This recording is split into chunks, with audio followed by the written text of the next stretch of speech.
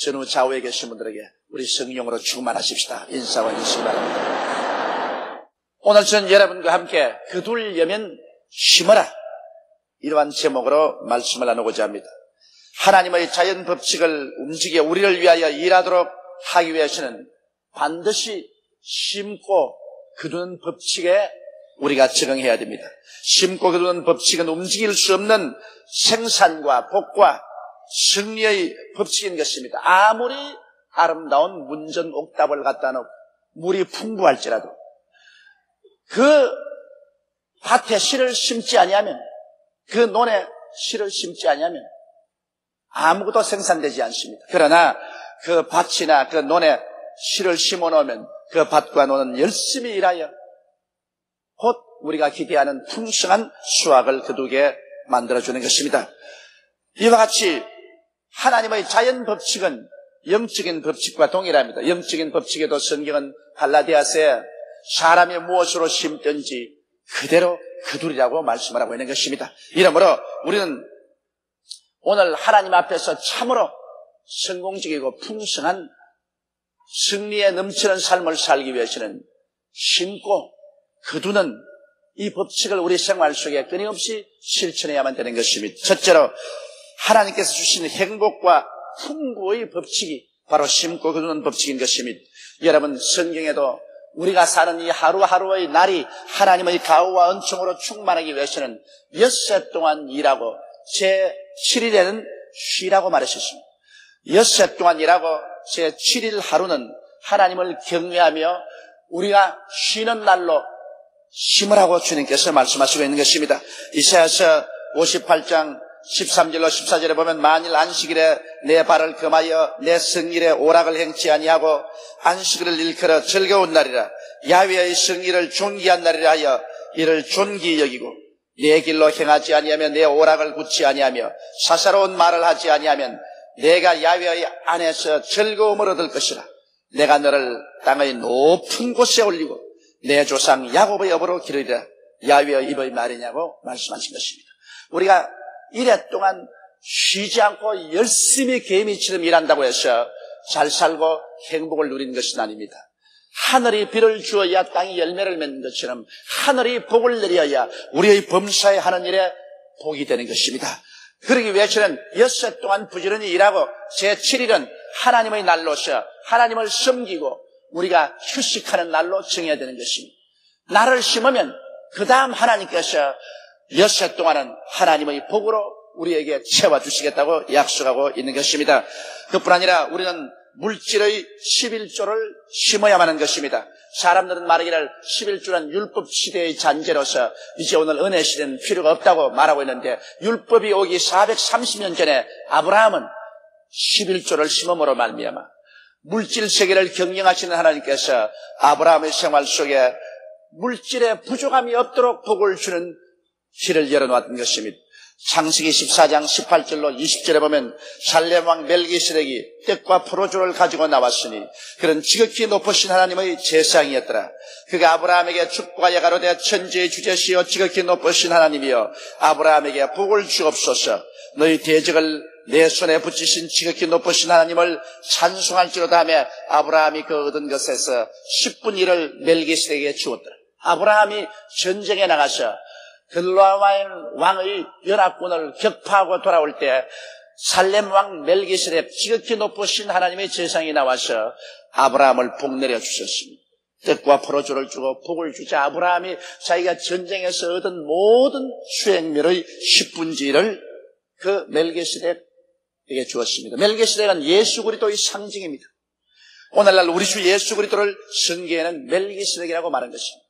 그러므로 우리는 예수 그리스도의 살을 먹고 피를 마시고 성찬을 받았었으면 그곳에서 우리의 얻은 바 모든 10분의 1을 우리 주 예수께 드리면 우리 주님께서 우리에게 복을 내리십니다. 아브라함이 이와 같이 하자 말자 그 다음 창세기 15장 1절에 하나님이 말씀했습니다. 이후에 야훼의 말씀이 이상 중에 아브라함에게 임하여 가라사대 아브라함아 두려워 말라. 나는 너희 방패요 너희 지극히 큰 상급이라고 말했습니다. 하나님께 11조를 드리자 하나님께서 아브라함의 방패가 되어서 지켜주겠고 아브라함의 상급이 되어서 아브라함이 하는 모든 일을 하나님께서 성공하게 만들어주겠다고 약속하신 것입니다. 그와 같이 아브라함은 일평생을 사는 동안 금과 은과 물질이 풍부했고 그에게는 부족함이 없는 일생을 살아갈 수가 있었던 것입니다. 아브라함의 아들 이삭은 한평생에 가장 하나님의 복을 많이 받고 가장 평탄하고 고통 없는 삶을 살았습니다. 그러나 이 이삭이 어릴 때 모리아산에서 그의 생명을 제물로 심었습니다. 아브라함이 하나님 명령을 쫓아서 이삭을 제란에 얹어서 그를 불사라 하나님께 바치려고 할 때 스스럼치 않고 아버지에게 복종했었습니다. 그래서 비유컨대 그는 죽었다가 살아난 사람인 것입니다. 자기의 생명을 심고 난 다음에 그 다음 도로 거두었는데 그 결과 하나님께서는 이삭의 한평생 동안 그 생명이 복되고 이삭은 조금도 고난 없는 일생을 살 수가 있는 것입니다. 이삭의 아들 야곱은 형과의 알력 때문에 고향을 떠나 외아저씨 집으로 갈 때 그는 산에서 경유하면서 돌베개를 하고 잠을 자다가 하나님께 계시를 받았습니다.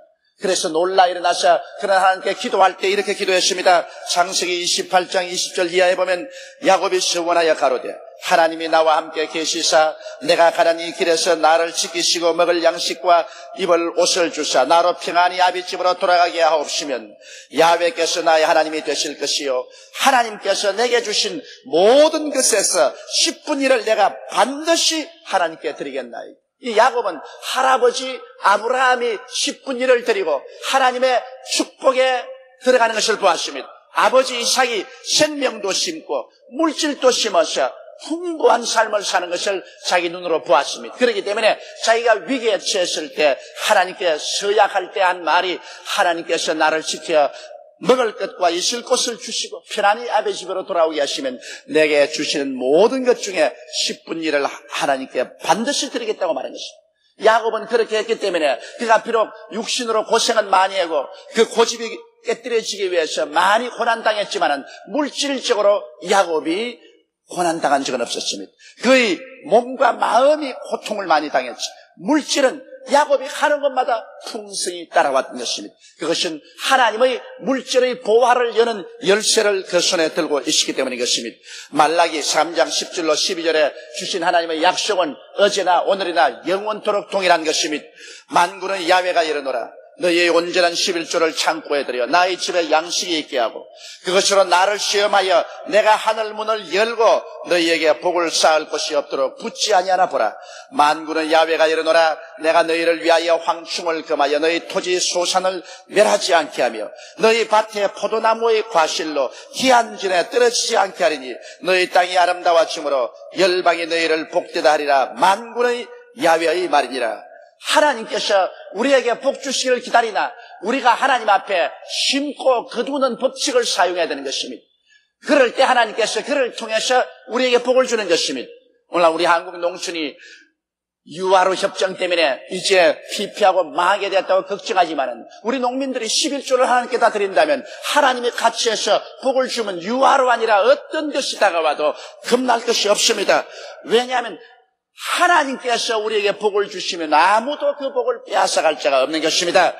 사람이 복을 주면 그 사람이 마음이 달라지면 복도 사라질 수 있지만 하나님이 우리와 같이 계시는데 우리가 무엇을 두려워할 것이 있겠습니까? 여러분, 우리가 심고 거두는 법칙을 사용한다면 아무런 기근이 다가와도 기근의 날에 겁날 것이 없습니다. 사렙다의 과부를 보십시오. 3년 6개월 동안 팔레스타인의 기근이 와서 수많은 사람이 굶어 죽고 짐승들은 다 물이 없어 죽고 천지가 새빨개 불탈 때 그는 마지막 밀가루 한 움큼과 기름병에 있는 기름 조금으로 과자 하나 구워서 자식하고 나누어 먹고 죽으려고 했었습니다. 그때 하나님의 종 엘리야가 왔습니다. 그리고 그 엘리야가 그 사렙다의 과부에게 그 떡을 구워서 자기에게 가져오라고 말했습니다. 마지막 남은 밀가루와 기름인데 이것을 가지고 떡을 구워서 하나님의 종에게 먼저 갖다 주면 그 기근이 끝나는 날까지 그 밀가루통에 밀가루가 끝나지 아니하고 기름병에 기름이 마르지 않을 것이라고 말했었습니다. 이것이 하나님의 약속이었습니다. 사렙다의 과부가 이 말을 듣고 비웃어버렸더라면 그는 기근에 죽었을 것입니다. 그러나 그는 하나님의 종 엘리야의 말을 귀담아 듣고 눈에 나무 전기 안 보이고 귀에로 나무 소리 안 들리는 처절한 기근의 날에 마지막 남은 밀가루 한 움큼과 기름병에 기름으로 과자를 구워 엘리야에게 갖다 주었었습니다. 엘리야는 인정사정 볼 것 없이 피골이 상접한 과부와 밥 달라고 치맛자락을 잡고 몸부림치며 오는 그 아들 앞에서 그 과자를 다 먹었습니다. 그리고 물을 한 대접 마셨습니다. 그러나 그때로부터 시작해서 기적은 일어났었습니다. 그 밀가루통의 밀가루가 끝이지 않냐고 기름병에 기름이 마르지 않고 기근이 끝날 때까지 계속했던 것입니다. 그러므로 심고 거두는 법칙은 하나님의 능력을 우리 가운데 나타내게 하는 가장 우리에게 비근한 예인 것입니다. 이러므로 여러분 우리의 생활 속에 심고 거두는 법칙을 늘 적용해야 됩니다. 둘째로 신약에서 본 믿음의 씨앗을 우리 한번 보십시다. 여러분 베드로가 밤이 맞도록 수고한 것을 기억할 것입니다. 그는 밤새도록 그물을 던지고 그물을 땡겼으나 헛된 수고만 하고 아침이 되었을 때는 찢어진 그물과 빈배와 피곤한 마음과 육체를 가지고 그런 해변가에 올 수밖에 없었습니다. 인간의 힘으로 전심전력을 다 기울였지만 수고한 그에게 새로운 삶의 길이 일어났습니다. 예수님께서 오셔서 그 배를 빌려달라고 그러는 거죠. 그래서 그는 서슴지 않고 예수님께 빈 배를 빌려드렸습니다. 시간을 빌려드렸습니다. 노력을 빌려줬습니다. 업으로서의 배를 조작하는 기술을 빌려드렸습니다. 주를 위해서 배를 심고 시간을 심고 노력을 심었습니다. 예수님께서 그 배를 타시고 당신의 사역을 마치시고 난 다음에 바로 똑같은 배, 똑같은 그물 가지고 똑같은 자리에서 베드로에게 말했습니다. 깊은 곳에 가서 그물을 던져 고기를 잡아라. 베드로는 그 말을 듣고 놀랐습니다. 베드로가 말하기를 밤이 맞도록 수고했으나 잡은 것이 한 마리도 없습니다. 그러나 지금은 상황이 다릅니다. 지금은 베드로 혼자서 그물을 던진 것이 아니라 예수님이 함께 가시는 것입니다.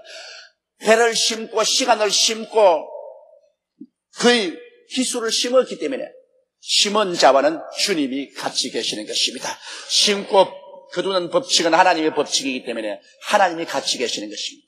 어제 저녁에는 베드로 혼자 갔지만 이제는 예수님이 함께 배를 타고 깊은 곳에 들어가서 그물을 던지니 그물이 찢어지는 고기에 잡혔습니다. 바로 어제 실패한 그가 오늘 성공으로 변했었습니다.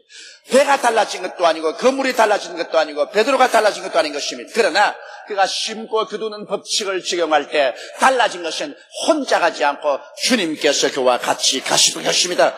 그러므로 그는 기적이 일어난 것입니다. 오늘 우리가 아무리 낭패와 실망을 당한 사람이라도 예수님이 다시 들어와서 예수님과 함께 한다면 그 인생은 그 즉시로 달라지는 것입니다. 예수님이 우리와 함께 하는 것은 심고 거두는 법칙밖에 없습니다. 우리가 심고 주님께 헌신하면 그 다음 거둘 때 주님이 같이 가서 거두어 준다는 것을 알게 되시기를 주의 이름으로 축원합니다. 예수님께서 광야에 가서 말씀을 전가하고 난다.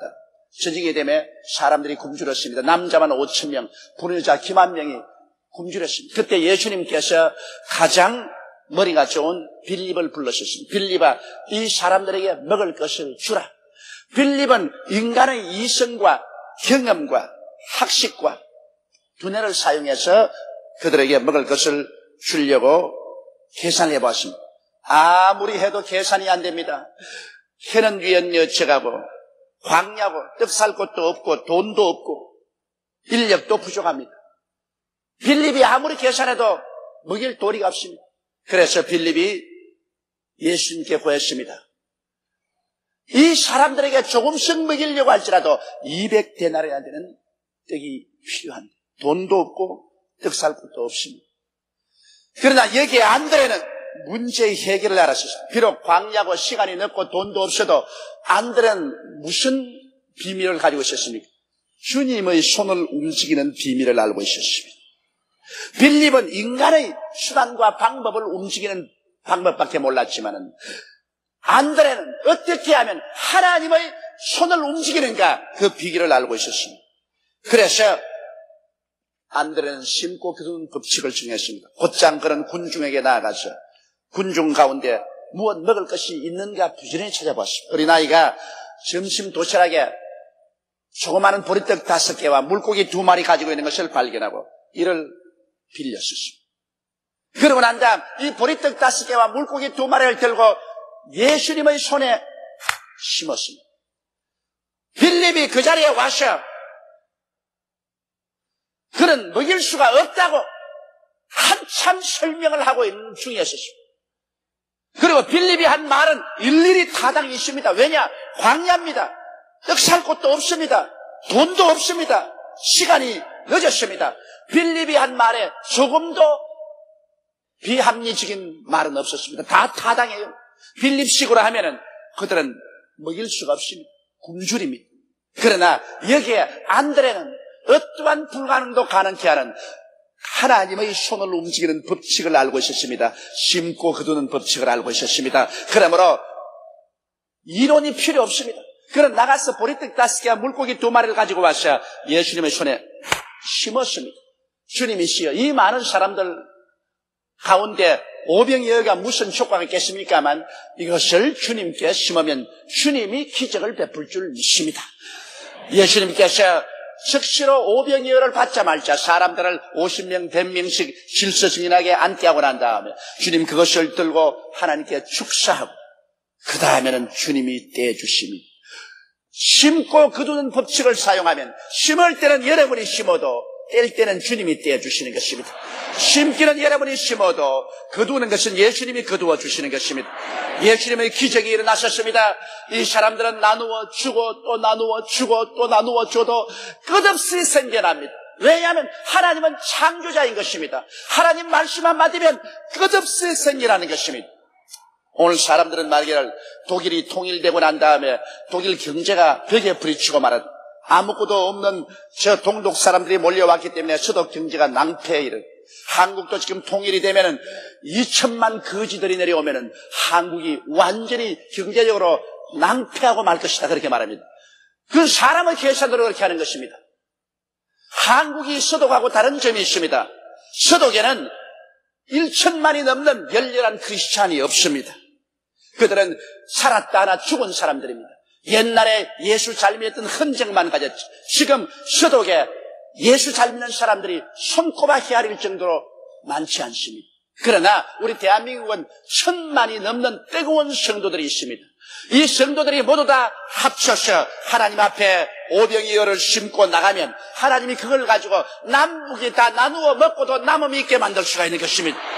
문제는 간단한 것입니다. 하나님의 손을 움직이면 인간의 수판으로 아무리 계산해도 안 되는 것이 그대로 되어버리고 마는 것입니다. 하나님의 손을 어떻게 움직이느냐, 이것이 성패를 결정짓는 것입니다. 오늘 하나님의 손을 여러분은 움직이고 있습니까? 여러분께서 하나님의 손을 움직이지 않고 인간의 지혜와 지식과 수단과 방법으로 산다면 진땀을 흘리고 살아야 될 것입니다. 그러나 하나님의 손길을 움직이는 심고 거두는 법칙을 사용한다면 여러분은 진땀을 흘리지 아니하고 하나님의 영광스러운 능력으로 승리롭게 인생을 살아갈 수가 있는 것입니다. 셋째로 제가 체험한 심고 거두는 법칙을 여러분께 말씀을 해드리겠습니다. 우리 여의도 순복음교회를 지을 때 서대문에서 우리가 얼마나 생활이 다 가난했습니까? 생활이 가난한 서대문 성도들이 모여서 이 교회를 짓는다는 것은 참 가히 불가능합니다. 그런데 그때 제가 냉천동에 집을 한 채 가지고 있습니다. 참 뼈 빠지게 모으고 애를 써서 제가 집을 한 채 마련했습니다. 그런데 그때 이 교회를 지을 때 제가 기도하니까 하나님께서 내가 정말 여의도의 교회를 짓고 싶거든 심어라. 주여 심을 것 다 심었습니다. 거짓말하지 말아라. 너 집을 심어라. 하나님, 그건 안 됩니다. 그건 내 집이 아니라 우리 집사람 집인데 어떻게 내가 마음대로 합니까? 주님도 알다시피 장가가면 남자가 마음대로 못하지 않아요. 잔소리 말고 심어라. 그걸 심으면 여의도 성전이 지어지고 네가 그것을 심지 아니하면 여의도 성전은 안 지어집니다. 그때 제 영혼 속에 일어난 폭풍은 말로 다 할 수 없습니다. 심고 거둔다는 것이 그렇게 힘든 줄 몰랐습니다. 세상에 가지고 있는 것이란 집 한 채인데 그것 정말 피땀을 흘리면서 하나 마련한 것인데 주님이 가차없이 심으라.